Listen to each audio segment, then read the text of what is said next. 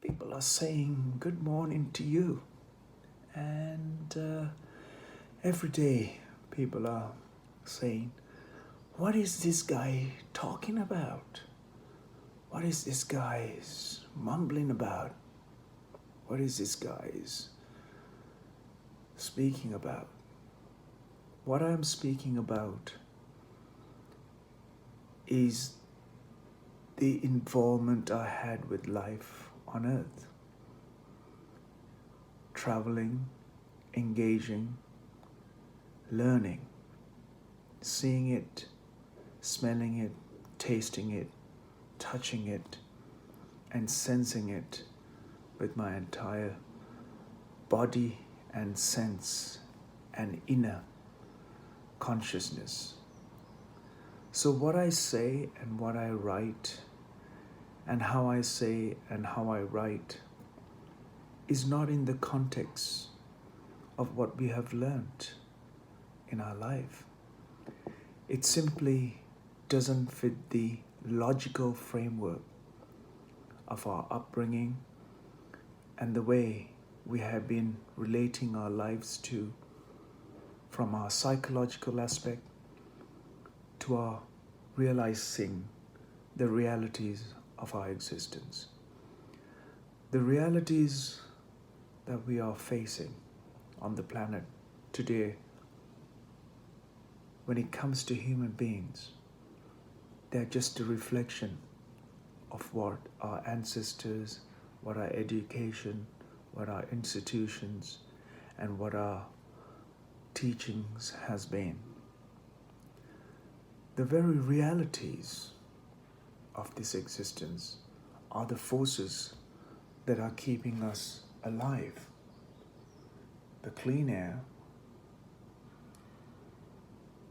clean water, arable land, and protection and shelter. These are the realities. These realities depend on the existential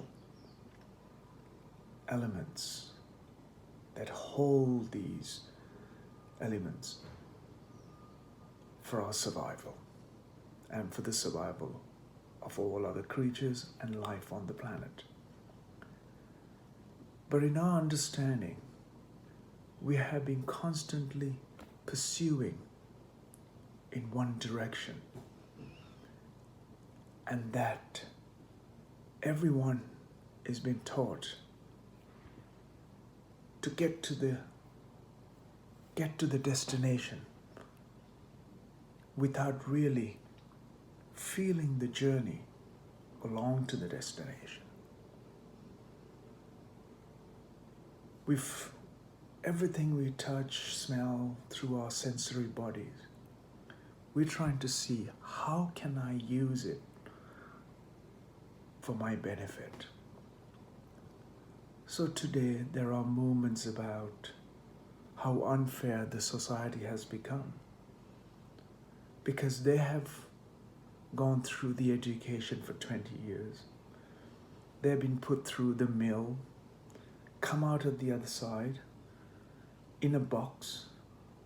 When you try to unbox yourself to fit to what you dreamed of, how to make money, instead of how can you become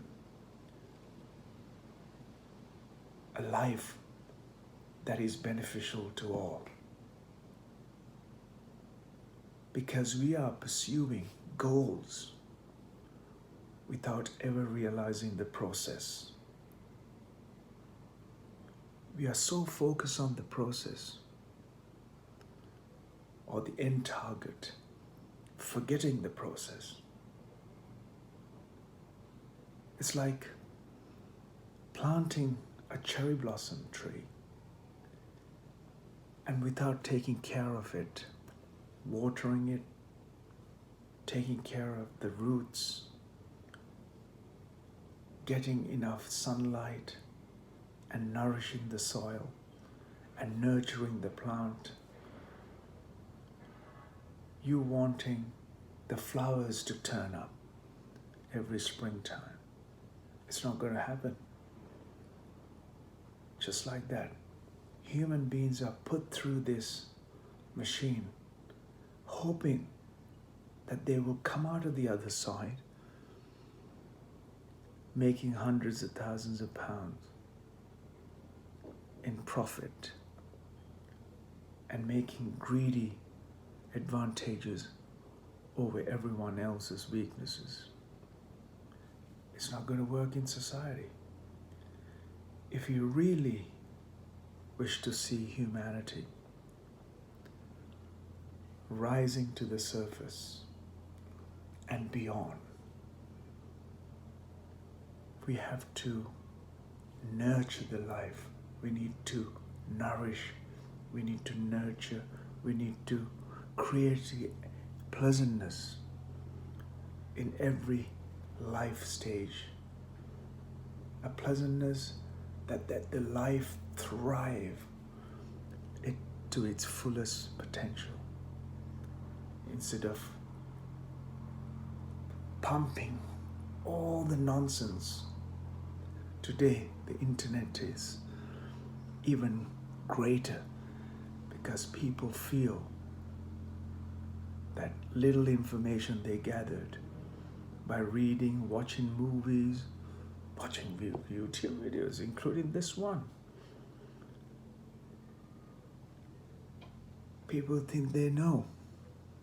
And this is the biggest weakness in human mind, is that they know everything.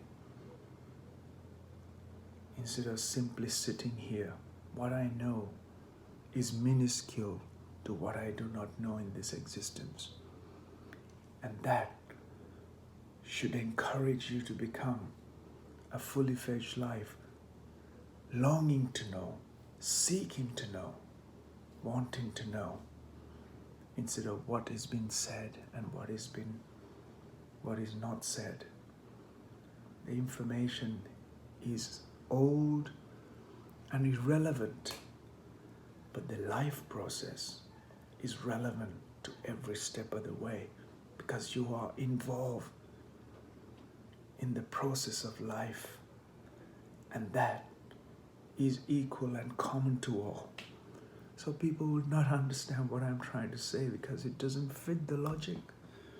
When it doesn't fit the logic, it's not in the framework of people, the policymakers, the lawmakers, the politicians, theologians, priests, preachers, because the laws of nature are not logical. They're real.